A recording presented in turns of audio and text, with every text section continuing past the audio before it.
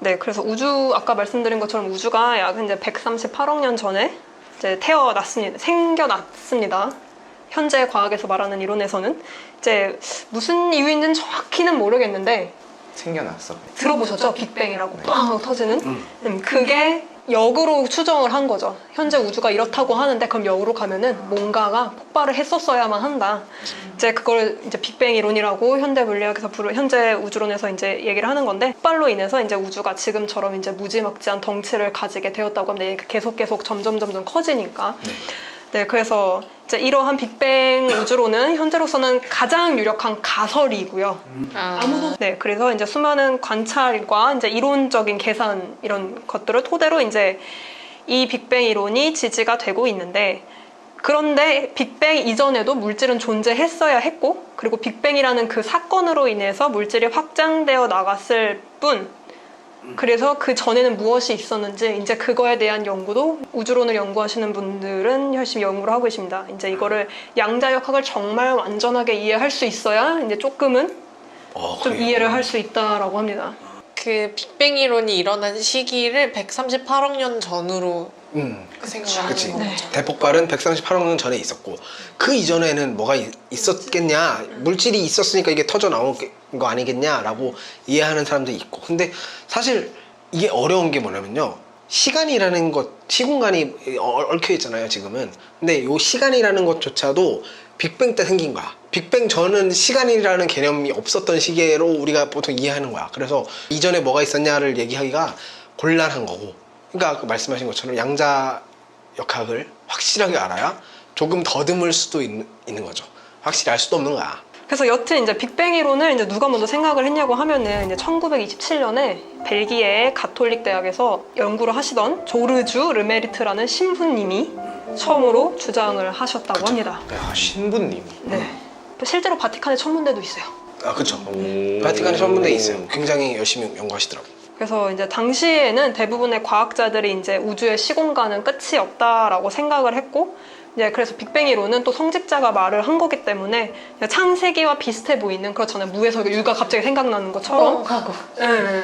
그래서 이제 그런 이상한 이론을 주장했다라고 하면서 이제 오히려 이제 그 르메르트 신부님 엄청나게 비난을 받았다고 합니다. 그 당시에는. 네, 그러면서 이제 그거와 반대로 주장이 된 게 이제 정상 우주론이라는 건데요.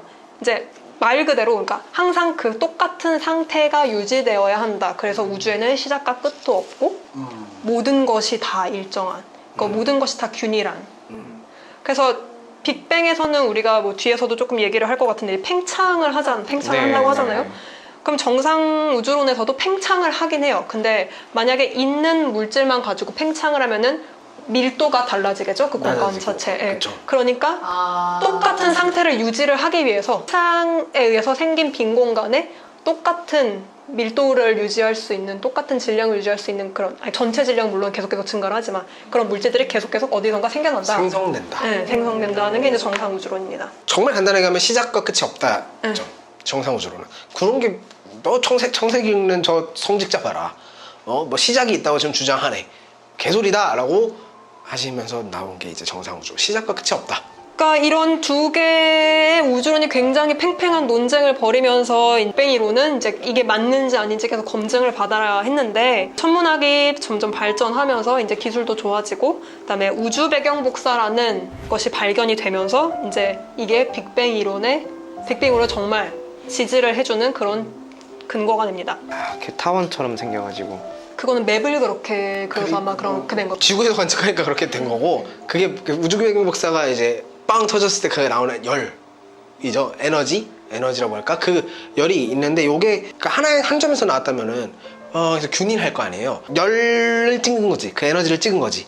우리 지구에서 딱 찍었더니 빈 공간에는 행성이 없으니까 거기서 열이 나올 일이 없어. 사실은 태양이니까 빛이 나오고 열이 나오잖아요. 근데 빈 공간에서 열이 나올 일이 없는데 거기에도 열이 보이네? 그래도 굉장히 균일하게 우주 전체에서. 이게 왜 이럴까? 최초에 뭔가 빵 터졌다는 그 빅뱅 이론을 대입해보면 너무 맞는 설명이 된다 이거죠. 그래서 우주 배경 복사가 그 사진이라고 해도 하는 게 맞는지 모르겠는데, 맵이라는 지도? 네, 그게 우주 배경 복사가 빅뱅 이론을 지지하게 되는 그 이유라고 볼 수 있겠죠. 빅뱅의 흔적이 빈 공간에서도 보인다. 약간 이런 느낌이라고 보면 될 것 같아요. 네, 간단하게 설명 잘 해주셔서 감사합니다. 후려쳐서 설명한 거.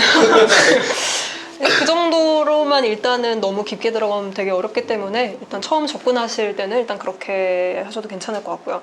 그 후로 이제 점점점 많은 이런 빅뱅 이론을 지지하는 근거들이 하나 둘씩 이제 나타났는데 뭐 엔트로피 법칙도 그렇고 수소 헬륨 대 질량비 그다음에 대부분 은하에서 관측되는 적색 편의. 적색 편의라는 게 오던 빛이 이게 파장이 길어지면서 만약에 파란 빛으로 오던 것도 얘가 길어지게 되면은 점점 적색, 그러니까 좀 긴 파장대로 가게 돼요. 그러면은 멀리 온 것일수록 길어지는 정도가 굉장히 크죠. 그래서 적색 편의가 뒤로 갈수록 굉장히 큽니다.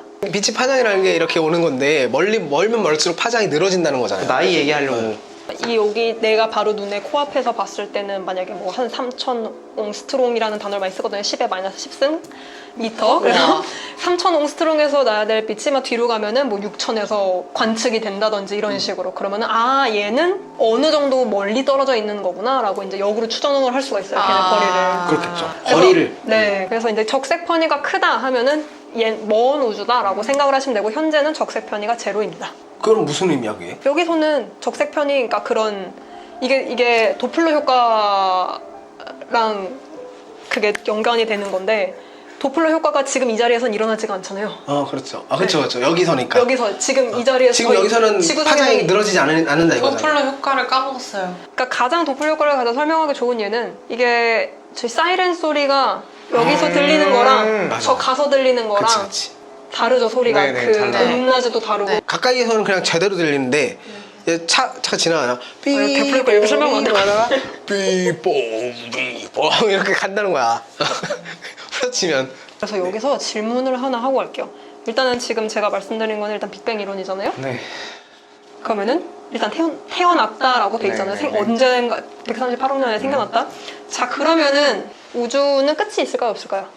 우주의 끝이 있느냐? 시작은 있다라고 얘기는 됐는데 유한할까요, 무한할까요? 폭발이라고 하면은 그 폭발 에너지가 이게 지금 팽창하고 있는 거예요. 폭발 해가지고 이렇게 싹. 그러면 그 에너지가 다 소멸되면은 멈춰야 되는 거니까 유한한 거 아니야?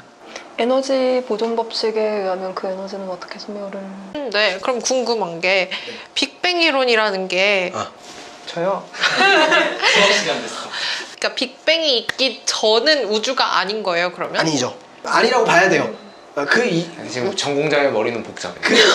왜? 그거는 우주보다 더 넓은 개념이 세상 혹은 그 삼라만성 막 이렇게 설명해야지 우주의 개념은 현대 말하는 우주에서는 이게 그거는 아니죠. 빅뱅 이후에 나온 그 시공간 전체를